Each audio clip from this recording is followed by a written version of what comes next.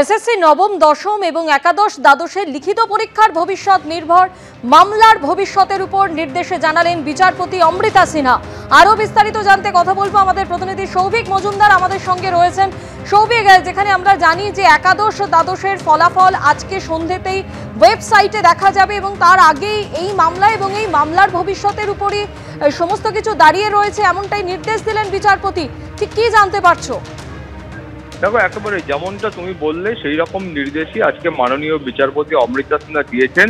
মূলত এই মামলার যে বিচার্য বিষয়, সেখানে অভিযোগ করা হয়েছিল যে এই যে অভিজ্ঞতার জন্য 10 নম্বর বরাদ্দ করা হয়েছে, সেটা প্রাথমিক যে ইন্টারভিউয়ের লিস্ট আছে সেই ইন্টারভিউয়ের আগে দেওয়া হবে, নাকি সেটা পূর্ণাঙ্গ যে মেরিট লিস্ট রয়েছে মেরিট লিস্ট তৈরি করার সময় দেওয়া হবে, সেটা নিয়ে এই মামলা। তার পাশাপাশি 2016 যাদের চাকরি বাতিল করা হয়েছে হাইকোর্ট এবং সুপ্রিম কোর্টের নির্দেশে, তারা কেন অভিজ্ঞতার জন্য 10 নম্বর পাবেন সেটাকে চ্যালেঞ্জ করেই এই মামলা হয়েছে। মূলত তুমি জানো যে স্কুল সার্ভিস কমিশন এবং সরকারের বক্তব্য হচ্ছে এই ধরনের বক্তব্য সুপ্রিম কোর্টেও আগে পেশ করা হয়েছে, ফলে এই মামলা কলকাতা হাইকোর্টে গ্রহণযোগ্য নয়। আগামী 12 তারিখ আবারও শুনানি হবে এবং সেই সময় সমস্ত পক্ষকে বলতে হবে যে সুপ্রিম কোর্টে এই ধরনের কোনো মামলা বা এই পয়েন্টের কোনো মামলা সুপ্রিম কোর্টে বিচারাধীন রয়েছে কিনা।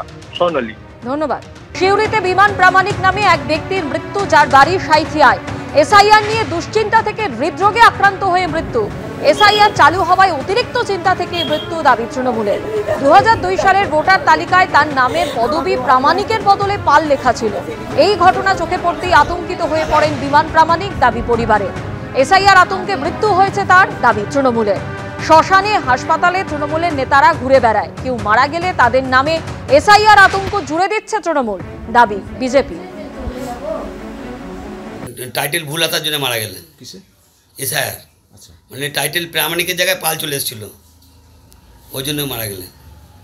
কোথায় কোথায় কি টাইটেল ছিল?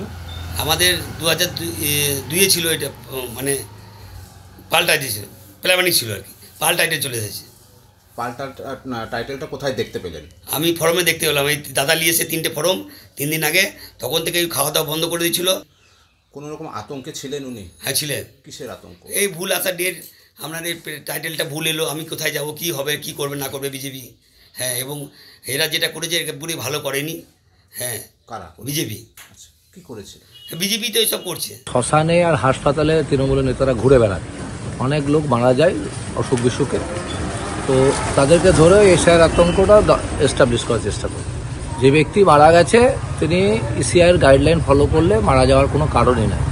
নামের কোথাও যদি টাইটেল বা স্পেলিং ভুল থাকে সেই ভুলটাই লিখবে, কিছু যায় আসে না। এপিক নাম্বারের ওপর তার ম্যাচিং বা ম্যাপিং হবে, নামের ওপরে ম্যাপিং হবে না। নামটা একটা উপলক্ষ মাত্র, এপিক নাম্বার তো তার ঠিক ছিল। তৃণমূলটা রাজনীতি করছে। 2002-এর যে লিস্ট, সেই লিস্টে বিমান পাল নাম দেখার পর থেকেই উনি আতঙ্কগ্রস্ত হয়ে যান, চিন্তাগ্রস্ত হয়ে যান।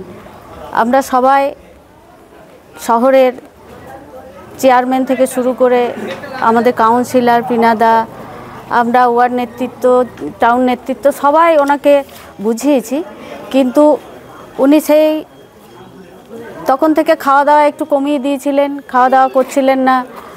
অভিযোগ করা হয়েছে, উপরে আমাদের রাজ্য নেতৃত্বকেও জানানো হয়েছে। আমরা সবাই ওনার পরিবারের পাশে, ওনার মা দিদির পাশে, ভাইয়ের পাশে আমরা সবাই আছি।